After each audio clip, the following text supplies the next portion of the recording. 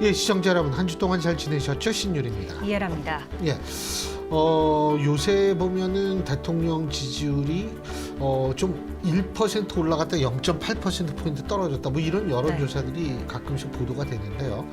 중요한 것은 뭐냐면 지금 대통령의 지지율에 영향을 주는 요소들 중에 하나가 바로 69시간 노동제에 대한 이 정부에 있어서의 어떤 커뮤니케이션의 혼란, 그리고 그 자체에 대한 문제제기, 이런 것 때문에 많이 그렇게 된다고 하죠.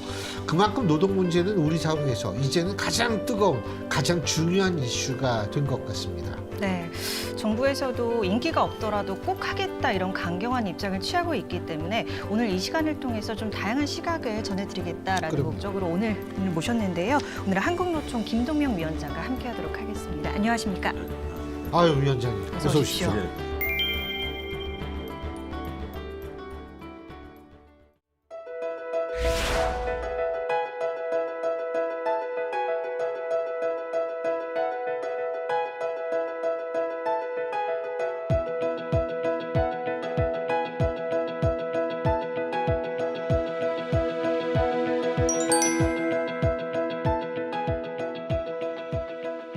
근데 뭐 일단은 요새 노동계 문제가 사회에서 가장 뜨거운 이슈고, 제가 아까도 말씀드렸지만 MZ 세대 같은 경우에는 굉장히 정부의 노동 이 안에 대해서 반발이 크죠. 네. 예. 그래서 일단은 뭐 MZ 세대와 이 노동 현장에 있을 때 MZ 세대의 멘탈리티와 그리고 그 위에 있는 세대들의 노동자의 어떤 사고가 좀 많이 다르다는 걸 느끼세요? 본질적인 면에서는 그 노동으로서의 입장은 같지만 처해 있는 그 입장에 따라서 조금 뭐 다른 경향으로 나타나는 것도 있다고 생각합니다. 예. 네, 앞서 말씀드렸듯이 이제 정부 쪽에서는 노동시간 개편안을 두고 개혁이라고 칭하고 있고 우리 노총 입장에서는 개악이라고 명명을 한 것 같습니다. 그런데 이제 원래 이제 정부에서 말하는 취지는 그렇지 않습니까? 근로시간을 유연화해서 경쟁력을 끌어올리자, 기업의 경쟁력이든 무엇이든 끌어올리자라고 이야기를 하는 건데 근로시간 유연화 자체에 대해서도 반대를 하시는 건가요? 예, 유연화 자체에 대해서 반대하고 있습니다. 폐기되어야 될 정책이라고 생각하고 있습니다. 이유는요? 첫째는 특정한 시기에 69시간 노동이 가능한 장시간 노동을 해야 되는 문제가 있고요. 또 유연화로 이야기하지만 실제 노동자 입장에서는 불규칙한 노동 시간을 받아들여야 되는 그런 점이 있습니다. 그런 점에서 반대를 하고요. 아까 또 정부에서 발표할 때는 획일적인 노동 시간의 규제보다는 기업과 노동자들한테 선택의 폭을 넓혀주는 것이 좋지 않느냐. 또 노사 합의로 노동자의 동의를 전제로 하기 때문에 문제가 없지 않느냐 이렇게 말씀하시는데, 사실 노동 시간을 어떤 특정한 시기에 많이 일하고 이런 것은 기업의 계절적인 요인이나 어떤 특정한 요인에 의해 갖고 노동 시간을 늘려야 될 필요가 있을 때 기업의 필요에 의해서 그게 늘리는 건지 노동자의 편이나 노동자의 입장에서 접근하는 부분이 아니기 때문에 노사 양쪽의 선택권을 준다고 하지만 기업에 초점이 맞춰져 있는 것이고요. 현재 같이 노동이 열악한 입장에서 제대로 조직화되어 있지 못하고 또 현장에서 여러 가지 노동 문제와 연결되어 있는 입장에서 노동자가 당당하게 자기 노동 시간을 선택하기 어렵습니다. 결국은 노동 시간의 주도권을 기업이 갖게 될 것이고요. 그다음에 경쟁력이라는 측면에서 봐도 과거의 고도 성장과 압축 성장의 시기에는 장시간 저임금이 경쟁력의 한 축을 담당했지만 과거에 검증됐지만은 과거에 이런 부실한 입장을 계속 가져가는 것은 지금과 같이 저성장이 오래 지속되고 산업 생태계가 변화하고 있는데 새로운 방법을 찾아야 된다고 생각합니다. 우리 사회의 저력을 믿고 모든 국민의 지혜를 마서 새로운 지속 가능한 새로운 산업 경쟁력 이런 방안을 찾아야지 과거를 답습하거나 해서는 안 된다고 생각합니다. 뭐 세계적인 추세나 시대의 흐름 역시 노동시간 단축이 돼야 아니겠습니까? 또 사회적 노동시간, 장시간 노동은 노동사의 과로사나 건강권의 문제뿐만 아니라 삶의 질을 저하시키고 또 노동자 개개인만 힘든 것이 아니라 사회적으로도 건강한 가정을 이룰 수 없고 국가 소멸론까지 얘기되는 저출산 문제 이런 거에서도 상당한 악영향을 줄 것이라고 생각합니다. 그리고 이러한 문제는 네. 정부가 지금이라도 하루빨리 이런 것을 폐기하는 게 답이라고 생각합니다. 근데요, 예를 들면은 지금 이제 정부가 최대 69시간 예. 노동제를 나온 것이 나름대로 이유는 좀 있었을 거라고 봅니다. 이제 첫째로 얘기를 하고 싶은 것이 뭐냐면 5인 이하의 사업장이라고 우리가 하면 영세 사업장이요. 그거는 사실은 대부분 국제적으로 5인 미만 이하를 우리가 영세 사업장이라고 부르는 거 국제 공통인 것 같은데 예. 지금 우리나라 전체 사업장의 약 80% 정도를 차지하고 있는 것으로 알고 있습니다. 그렇다면 거기에 종사하고 있는 노동자들, 첫째, 그 노동하시는 분들은 야, 이거 주 52시간 하면 우리 투잡되게 생겼다. 우리는 지금 돈이 문제지 노동 시간이 문제가 아니다. 이런 얘기들이 심심찮게 들려오고 있고요. 두 번째, 사업장에 거기 있는 사업주들, 그러니까 사업하시는 분들, 이른바 사장이라고 불리시는 분들 자체도 사실 노동자하고 진배 없는 그런 경제적 환경을 견뎌내고 계시는 분들이 대다수거든요. 그래서 이제 그런 측면을 고려해서 또 69시간, 최대 69시간제를 주장한 것 같은데 대한민국의 양대 노조 중에 하나를 이끌고 계신 위원장으로서 그 부분에 대한 어떤 대답을 하실 수 있을까요? 저도 그 현장에 갔을 때 예. 영세 사업장의 그 노동조합을 대표하는 분들도 거기서 일하는 그 노동자들을 많이 만납니다. 예. 그분들도 우리 삶이 이렇게 어려운데 한국노총 같은 그 중요한 노동단체가 왜 노동시간을 자꾸 단축하려고 하냐. 예. 노동시간을 연장을 해줘야 우리는 먹고 살 수 있다. 예. 지금 현재 같은 그 임금으로는 조금 일하면 일할수록 우리 생활은 힘들어진다. 이런 예. 현실을 왜 고려하지 않냐. 이런 이야기를 하는데 그분들이 얘기하는 게 그 장시간 노동이 좋으니까 길게 일하게 해달라는 게 아니지 않습니까? 물론 그렇죠. 먹고 살 만큼 임금을 예, 보장해달라는 거 아니겠습니까? 그래서 이것은 그분들의 요구대로 장시간 노동으로 그분들의 삶을 지킬 게 아니라 정부가 또 다른 임금이나 이런 쪽의 그 보장책을 가져가야 되고 예. 또 임금이 모자르다면 사회적으로 그분들의 상황을 뭘로 낫게 해드릴 건가 공공 부분에서 복지 같은 국가의 걸로 역할, 커버해줘야 복제 된다. 역할도 있을 테고 뭐 그 사람들이 중요하게 생각하는 의료라든가 주거라든가 돌봄이라든가 이런 모든 사회의 그 공공 영역에서 그분들의 좀 힘든 삶을 덜어지는 정책적으로 접근해야 될 문제라고 생각합니다. 그분들의 현상의 어려움 때문에 장시간 노동을 원하는 것처럼 비춰지는 것을 장시간 노동으로 이렇게 니네가 원하는 거니까 해라 이렇게 얘기하는 건 무책임하다고 생각합니다.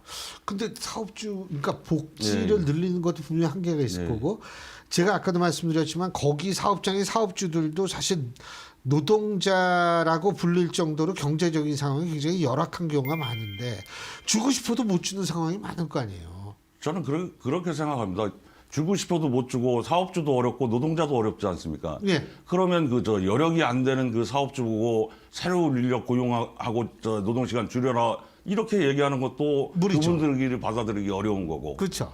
또 노동자 입장에서도 회사 어렵고 그러니까 니네들은 먹고 살려면 장시간 노동 건강을 잃든 사회적으로 의미 없는 삶을 살든 노동에 어떤 보람도 느끼지 못하더라도 당신들은 장시간 노동을 해라. 예. 이것도 맞지 않지 않습니까? 예. 그러면 그 제3의 대법을 찾아야 될 것이고 그것은 정부가 일방적인 그 정책을 밀어붙일 게 아니라 그 중요한 사회 주체들하고 이런 우리 사회의 예. 이런 구조적인 문제를 어떻게 정부 정책을 통해서 해결할 것인지 또 사회의 중요한 그 주체들 노동시장 내에서도 좀 더 정규직이고 대기업 다니면서 더 많은 연봉 받는 사람들은 그럼 사회적으로 어떤 것을 내려놓고 예. 어떤 책임을 다해서 이런 문제를 해결하는 데 동참할 것인지 이런 것에 대해서 좀 미래로 나가고 사회의 이런 중요한 구조적인 문제를 해결하는 사회적 대화를 하자는 게 노총의 입장인 겁니다. 예. 예. 예.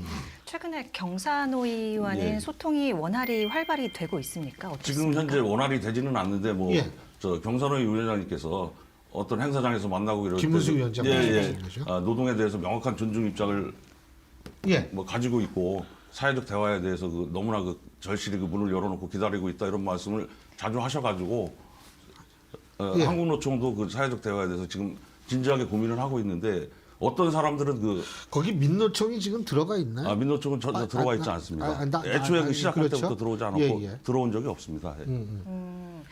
최근에 그 국민의힘에서 경사노위법 개정안 곧 발의할 거라고 하더라고요. 네. 이게 어떤 내용이냐면 근로자위원 자격을 청년이나 여성으로 늘리는 것. 근데 이게 해석을 해보자면 그러면 지금 양대 노총, 그러니까 한국노총의 영향력을 조금 줄일 수도 있다 이런 의견도 나오던데 어떻게 보세요? 이제 뭐 그런 얘기를 그 많이 들었고요. 또 뭐 한편으로 그렇게 생각할 수도 있는데 저는 이게 이제 그것뿐만 아니라 경선호위뿐만 아니라 정부 위원회에 우리가 참여하고 있는 게 한국노총이 63군데 그 위원회에 참여를 하고 있는데요. 이게 한국노총이나 민주노총이 너무 독식하는 거 아니냐 이런 비판도 그저 하는 것으로 알고 있습니다. 그러나 경영계에도 그저 상공회의소나 저 경총이 그저 독식하고 있잖아요. 모든 위원회. 이것은 그 독식의 문제가 아니라 저 모든 그 위원회의 역할이나 활동이 노동과 밀접한 연관성을 갖고 있기 때문에 노동을 대표하는 그 양대 노총이 거기에 들어가서 노동자의 입장을 대변하는 것이기 때문에 그것은 전혀 그 독식의 문제가 아니라 그 당연하고 자연스러운 흐름이고 오랫동안 그렇기 때문에 계속되어 왔던 것이다 이렇게 생각을 하는데 단지 한국노총이나 그 민주노총이 일부 조직 노동만 대변을 하고 전체 다양한 노동자들의 목소리를 제대로 대변하지 못한 지점에 대한 지적이 있다면 그 부분에 대해서는 반성하고 새로운 대안을 모색할 것입니다. 그리고 그 모든 위원회 한국노총이나 민주노총이 다 이렇게 독식하고 다 참여해야 된다 이런 고집을 갖고 있지도 않고요. 또 한국노총 내에도 조직 노동이지만 요새 조직이 확대되고 범위가 넓어져 가지고 비정규직, 여성, 청년 그런 노동자들이 많이 포진돼 있습니다. 그래서 대표성을 갖고 그런 위원회에 참여하거나 경산호의 대표성을 갖는 게 그렇게 무리하다고 보지는 않지만 뭐 그런 의견을 이야기할 수는 있다고 생각합니다. 가령 조직률과 연관해서도 14%밖에 안 되는 그 조직률을 가지고 과도하게 대표하는 거 아니냐 이러면서 새로 고침 노동자 협의회 뭐 이런 데에 참여를 정부가 강하게 얘기하고 있는데 그런 논리라면 새로 고침 노동자 협의회 1%도 안 되지 않습니까? 10,000명이 좀 안 되는 조직으로 알고 있고요. 그리고 MZ세대를 대표하는 노조라고는 하지만 다 대기업의 전문직으로 구성되어 있어서 다양한 청년의 입장을 대표하는데 한계성도 있다고 생각합니다. 물론 그 노조에 대해서도 제가 충분히 존중할 수 있고 그런 노조도 참여할 수 있는 의견을 충분히 개진할 수 있는 통로를 좀 확대하는 것은 어떨지 모르겠습니다만 뭐 같은 비판이라면 그런 이야기도 저는 할 수 있다고 생각합니다. 물론 알겠습니다. 공동의 목표는 좀 같겠지만 지금 네, 말씀해 주신 것처럼 좀 다른 노선을 보이는 경우도 있다. 지금 있습니다. 새로 놓친 예, 예. 노조 같은 경우는 그런 것 같거든요. 그러니까 뭐 기존 정치와 선긋기라든지 아니면 뭐 정부 보조금 고절, 노조 고용 세습 이런 문제들을 언급을 하면서 또 일부에서는 이걸 공격적으로 받아들일 수도 있다라고 생각이 드는데 어떻게 보세요? 한국노총이요? 입장에서는요. 전혀 공격적인 흐름으로 받아들이지 않고요. 대중주의적이고 노동도 다양한 생각을 하고 있기 때문에 한국노총이나 민주노총이 정치에 과도하게 관여하는 문제 이런 것도 그때 상황에서 필요가 있었고 조직적 협의가 있어서 그렇게 했지만 또 새로운 노동조합 입장에서 볼 때 그런 것들이 과도하게 비칠 수도 있고 지나치게 노동자의 직접적인 현실의 문제를 떠나서 자꾸 이념적인 문제나 정치적인 문제로 이렇게 가는 것에 대해서 비판할 수도 있다고 생각합니다. 노동은 다양한 견해를 가질 수 있다고 생각합니다. 대중조직 아닙니까? 그래서 노동자의 다양한 생각을 나하고 방향이 같지 않다 그래서 그걸 비판적으로 보지는 않습니다. 근데 최근에 또 회계장부 공개 가지고는 좀 생각이 또 다양하게 있으실 것도 같은데요. 이제 좀 나눠서 생각해야 될게요. 언론에도 많이 나왔는데 이제 정부 보조금 같은 경우는 나라사랑 이도움인가요? 기재부 시스템에 의해 가지고 철저하게 감독되고 있고 또 국고보조금에 대해서는 회계사 공인회계사 2명을 포함한 외부 전문가의 철저한 감사를 받고 그 내용 또한 명확하게 정부 관련 부처에 보고를 합니다. 한국노총이. 그래서 그래서 국고보조금에 대해서는 지금 지나칠 정도로 그래 하고 있고요. 일반 회계요. 이제 일반 회계에 대해서 말씀드리는데 일반 회계라는 것은 그 소속 조합원들이 낸 조합비를 갖고 그것을 이제 조합원들로서 운영한 예산과 결산 이런 것을 정부에 보고하라는 얘기 아닙니까?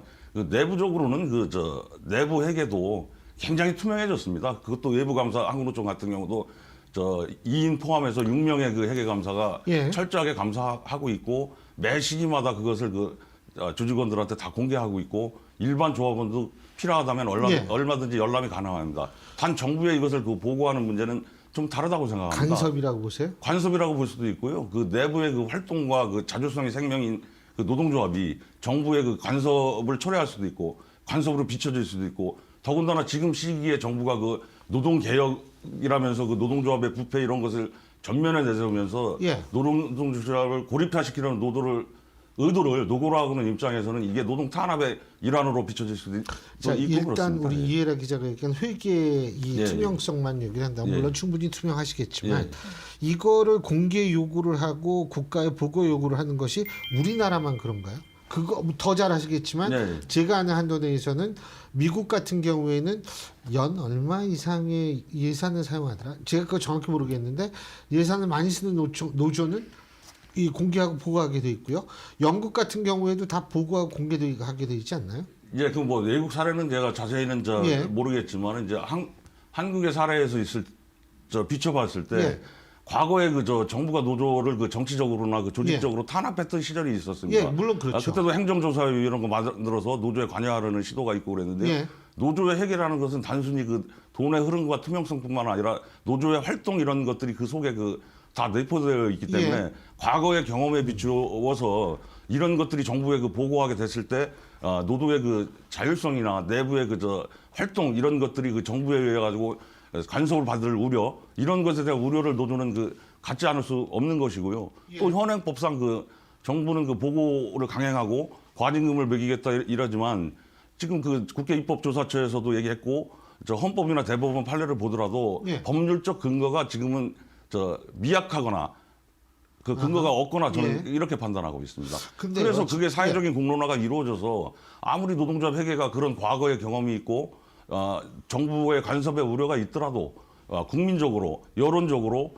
노조 지금 최근에 비리도 드러나고 있고 자체의 돈으로 운영되는 부분이라 하더라도 정부가 좀 알 필요가 있고 국민에게도 공개할 필요가 있다. 이러면 그것에 대한 논의는 해볼 수 있다고 생각합니다. 그래서 논의를 해서 사회적인 공론이 그렇게 하라고 한다면 못할 이유도 없다고 생각합니다. 그렇지만 현재는 그렇지 않기 때문에 저희가 공개하지 않고 있는 것입니다. 지금 활동의 자율성은 당연히 보장이 되어야겠죠. 예. 저도 거기에 대해서는 의문을 달지 않지만 예. 중요한 거는 지금 MZ 세대의 노조라고 얘기하는 새로 고침 노조 같은 예. 경우도 뭐냐면 노조는 노동자의 이익을 대변해야 한다. 네. 그런데 일부 노조 같은 경우에는 정치적 발언이 굉장히 세다. 네. 예? 국제 정치 문제까지 거론을 하고, 예?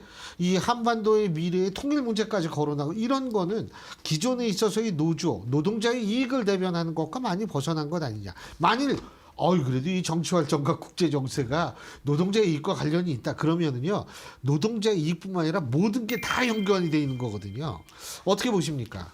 지나치게 과도한 점은 그런 비판을 받을 수 있다고 예. 생각하는데요. 전통적으로 이제 사람들이 생각하거나 이제 노동조합은 이제 노동자의 이익투쟁, 권리보호 이런 데 이제 초점이 맞춰져 있다면 노동자들도 오랜 조직의 경험을 통해서 이게 단순히 기업과 노동조합 간의 어떤 이익과 권리에 관한 문제가 아니라 예. 사회 법, 세계 질서 이런 것들이 노동자의 생활에 직간접적으로 영향을 미친다는 것을 느끼고 있기 때문에 그러한 방향으로도 조직 활동의 방향을 넓혀가는 그런 추세 이런 것들이 있는 거 아닌가 생각을 합니다. 그렇지만 저는 과도하게 직접적인 노동 문제를 떠난 이념적이거나 어떤 정치적인 거 이런 것에 과도하게 노조가 몰입하고 이런 것은 한국노총은 그렇게까지 전 한국노총은 안 그렇다고 예. 저는 확실하게 말씀드립니다. 그 한국노총은 그렇지 않죠. 예. 네.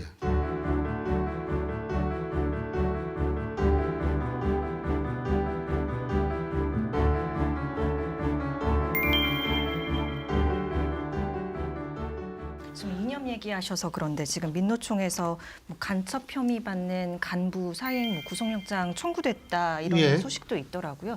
이런 건 어떻게 보시나요? 글쎄요, 제가 사실관계 파악을 정확히 할 수도 없고 아직 검찰에서 발표했어요. 국정원에서 발표했는지 모르지만 재판이 끝난 문제가 아니라 사실관계가 명확치 않기 때문에 이야기하기는 일부는 재판 중이고 지금 일부는 기소가 되고 이런 상황. 예, 얘기하기는 좀 그렇지만 오랫동안 대중조직으로 활동해온 민주노총을 이렇게 간첩 집단으로 전체를 매도하거나 아니 전체를 매도하는 예. 건 아니죠. 일부 간부들이 그랬다는 거죠. 예, 일부 간부들의 그런 행위가 있었다면 아마 조사를 하고 있고 예. 재판을 통해서 그게 가려지면 거기에 맞게 처벌하고 이렇게 하면 될 문제라고 생각합니다. 한 가지 제가 더 여쭤보고 예. 싶은 게 제가 지금 뭘 찾았냐면 죄송합니다. 이 대통령 지지율이 올라갈 때 이때 예를 들면 우리가 3월 10일 날 같은 경우 한국갤럽 여론조사요. 3월 8일부터 9일까지 만 18세 이상 1,002명을 대상한 여론조사를 보면 대통령 지지율이 조금 그 이때 당시에 약간 빠졌지만 그럼에도 불구하고 대통령 지지율에서 지지하는 이유를 물으면 사실은 1위가 노조 대응이에요. 17%. 이 얘기는 뭐냐면 노조에 대해서 노조의 행위가 그동안 법과 원칙에 입각한 마땅한 노동자의 이익을 대변하는 행위보다는 굉장히 강경일변도. 저는 한국노총은 안 그렇다고 진짜 생각을 하지만 사람들이 센 쪽, 강한 쪽에 더 기억에 많이 남거든요. 이런 측면은 어떻게 보세요? 이게 사실 그러니까 윤 대통령은 이 노조 문제에도 법과 원칙적으로 나가면 된다라고 생각할 수밖에 없는 환경이죠. 호응을 받으니까 어떻게 보십니까? 제대로 그 법과 원칙대로 뭐 하는 것에 대해서는 그 뭐라 할 일은 아닙니다. 건설노조 이런 데도 뭐 비리가 있다면 다 엄단하고 법대로 처리하는 거에 뭐 한국노총 저희가 예. 그 뭐 그런 거 반대하는 거 아닌데요. 예. 지지율이 그것 때문에 올라간다고 생각하는 건 약간 착시일 수도 있다고 생각합니다. 예. 물론 그 국민 중에는 다양한 생각을 갖고 있으니까 노조의 그 과도한 투쟁이나 이런 것에 대해서 굉장히 비판적으로 보고 또 투쟁의 방법이 거칠고 그런 것에 대해서 당연히 그 법과 원칙대로 대응하는 것에 대해서 지지를 보내고 찬사를 보내는 사람들도 있겠죠. 그러나 노동 전반의 그저 어려움을 해소하기 위한 예. 적절한 정책을 구사하고 그런 상대인 노동조합하고 충분히 그저 대화하고 협의하는 모양새를 보여주고 노동을 근본적으로 인정하고 이런 것을 또 좋아하는 국민도 있지 않겠습니까? 그렇다고 해서 대통령 지지율이 그런 아까 전자의 그런 관점을 가진 국민들한테 조금 이렇게 좋은 호응을 이끌어낼 수 있지만 전체 지지율이 높습니까? 저는 그것도 좀 전체 지지율을 정확히 말씀드리자면 예. 지금 1년 차가 안 됐죠. 예. 근데 대충 요 시기에 지지율을 비교한다면 역대 대통령 중에서 제일 좀 지지율이 떨어졌던 건 광우병 파동 때문에 이명박 대통령, 그 위가 노무현 전 대통령, 지금 윤석열 대통령 그 위. 다시 말해서 중간보다 조금 아래지만 뭐 제일 낮은 수준은 아니라는 거죠. 예. 그리고 이제 노조의 그 일부의 일탈 행위도 있고 이제 노조의 행위가 좀 이렇게 어떤 상식을 벗어나서 좀 과도해 보이고 이런 측면이 있는 부분도 있고 또 그러한 오해가 증폭돼서 그런 편견이 생겨나서 공격받는 지점도 있고 그런데요. 노조 스스로도 전체 국민들로부터 외면받거나 고립되거나 이러면 조직을 확대도 어렵고 조직의 자기 가치 이런 면에서도 문제가 있고 또 투쟁에도 이길 수가 없는 거잖아요. 고립되면 탄압받을 수밖에 없고 그래서 국민들의 여론 이런 것을 중시해야 되고 왜 그런 여론이 불편한 여론이 생기는 거에 대한 자기 성찰도 필요하다고 생각하는데요. 저는 어떠한 경우에도 나라 전체를 대표하는 대통령 정부가 노동조합도 국민이잖아요. 중요한 역할을 하고 있고 이런 사람들을 어떤 선입견을 갖고 먼저 이렇게 적으로 규정하거나 완전히 부패 집단으로 매도하거나 조폭에 비유하거나 이렇게 접근하는 것은 노동자 좋은 태도는 아니라고 전체를 생각합니다. 조폭에 비교하는 건 아니죠. 아니 노동자의 일부라 건설 하더라도 현장에서. 표현이나 이런 것들이 예. 건설 현장에는 건폭 이런 표현을 쓰고 그렇지만 진짜 열심히 일하고 그런 생기를 문제까지 일하는 그렇진 않죠. 수많은 사람들이 있고 거기도 이제 일부의 그런 행위들이 있는 건데 같은 용어를 쓰더라도 좀 국민을 상대로 한 사실 용어. 만약 건설 현장에 어떤 그런 건폭이라는 네. 용어를 쓸 정도의 상황이 있다면 이걸 정부가 완전히 이런 현상을 없애면 다른 노동자들 이득 보는 거 아닙니까? 안 그런 그런가요? 점도 있죠. 그래서 제가 근본적으로 예. 불법행위 엄단에 대해서는 뭐라고 안 하는 건데요. 근데 건설 현장에 왜 그런 불법행위가 일어나고 있습니까? 사용자가 자기의 공기를 앞당기거나 이익을 위해 가지고 노조를 활용하고 이용한 측면도 있고요. 예. 또 정부가 중간 착취 부분이라든가 노동자 산업안전 문제라든가 여러 가지 노동 현장에서 일어나는 그런 구조적인 문제들을 정부가 진즉에 개입해서 그렇지 않게끔 조정하고 법제도적으로 정비하고 이럴 예. 필요도 있었는데 나타나는 현상에 대해서만 노조만 과도하게 그렇게 매도하고 그러면서 그 사람들 다 구속시키고 그러면 건설 현장의 문제가 해결되는 것처럼 이렇게 인식해서는 안 된다는 점도 지적하고는 싶습니다. 예. 최근에 플랫폼 노동자들도 굉장히 많이 늘었지 않습니까? 이 일을 위해서도 하시고 있는 일들이 있나요? 어떤 것들이 있는지 좀 자세히 제가 3년 전에 들어보고 첫 번째 외자 선거에 나설 때 공약 사항이기도 했고요. 사실 지금 비정형 노동자들 이런 노동자들이 엄청나게 늘어나고 있잖아요. 근데 이 사람들이 이제 지금 말하자면 노동법으로 노동자성을 인정받지 못하는 그런 권리의 사각지대에 놓여 있기도 하고 또 사회적으로 그 코로나 같은 큰 재난이 있을 때 그 사회 안전망이 그 부실해 가지고 이 사람들이 굉장히 고통을 받고 있고 이렇잖아요. 그래서 제일 좋은 거는 법으로 노동자성을 인정하고 법의 테두리 내에서 명쾌하게 보호하고 국가가 제도적으로 이 사람들의 삶이 지나치게 변한 끝으로 내몰리지 않도록 최소한의 삶이 영위될 수 있도록 제도적으로 이렇게 지원하면 좋은데 아직까지 그런 것들이 많이 이루어져 있지 않기 때문에 우리 노동 입장에서라도 이런 분들의 입장을 좀 우리가 도울 수 있는 부분 돕고 함께 할 수 있는 부분은 좀 함께 하고 그런 의미에서 그런 공제도 만들고 그런 거거든요. 예. 마지막으로 노란봉투법이 아직도 이제 국회에서도 의견이 분분하고 그런 네. 상황인데요. 마지막으로 여쭤볼게요. 이제 뭐 노란봉투법 반대하시는 분들은 뭐 파업 부추기는 법이다, 뭐 노동자들의 그런 불법 행위 이런 걸 어떻게 엄단하냐 그러는데요. 제가 봤을 때 그런 건 이제 일반 그 형법이나 뭐 민법으로 충분히 제재가 가능하고요. 실제로 노조법 2, 3조 때문에 말하자면 그 손배 가압류 이런 것 때문에 고통받는 사람들이 어마어마하게 많습니다. 과거 쌍용 자동차 사태는 수많은 노동자들이 그걸 목숨을 잃은 적도 있고 또 극단적인 선택하는 노동자들도 진짜 많고. 막 압류 딱지 붙이고 이렇습니다. 저는 없었죠. 아니요. 예. 위원장님 말씀이 아니고 그런 일을 겪은 사람들 중에 주변에 그래요? 많이 있죠. 얼마나 고통스럽겠습니까?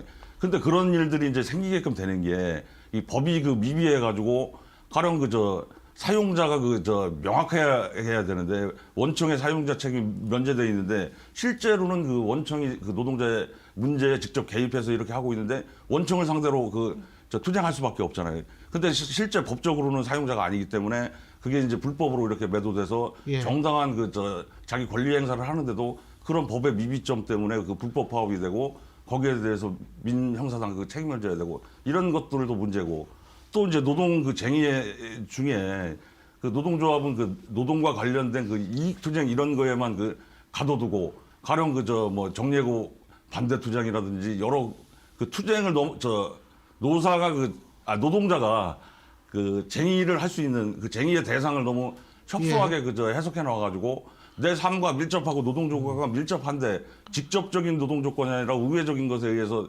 생기는 노동조건을 돌파하기 위한 투쟁 이런 것 또한 이제 이렇게 불법으로 매도돼가지고 곤욕을 치르고 그런 거잖아요. 그래서 노조법 2, 3조 개정은 저는 확실하게 찬성하고 조속히 국회 본회의 통과돼서 빨리 이런 고통받는 노동자들이 좀 없어지고 노동자들의 권리가 좀 더 확대됐으면 하는 그런 강력한 바람을 가지고 있습니다.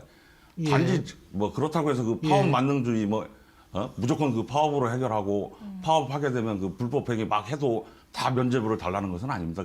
그런 것들은 노조 자체도 이제 좀 스스로 자제할 필요도 있고 다른 법으로 그런 것에 대해서는 엄중한 책임을 묻고 그래야 될 거라고 생각합니다. 요새 프랑스가 연금 개혁 때문에 난리잖아요. 네네. 그런데 프랑스가 원래 파업이 굉장히 많습니다.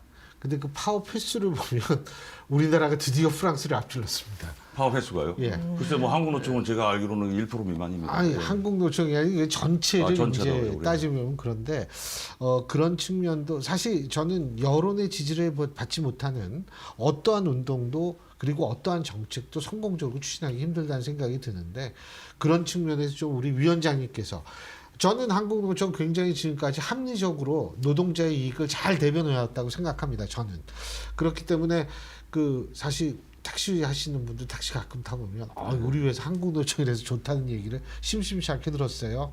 예. 그런 의미에서 앞으로도 노동자의 이익 그리고 대한민국의 여러 가지 국민들의 공유된 이익을 위해서 많은 노력을 부탁드리겠습니다. 오늘 말씀 잘 들었습니다. 고맙습니다. 감사합니다. 오늘 저희가 한국노총 위원장님과 쭉 얘기를 하면서 여러 가지를 느낄 수가 있었는데요. 네. 이 후기 산업사회에서 가장 중요한 것은 공유된 이익, 공통의 이익을 도출하는 겁니다. 공통의 이익을 도출해서 그 이익, 공통된 이익이기 때문에 서로가 그 이익을 실현하기 위해서 노력하는 그게 제일 중요한 특징이거든요.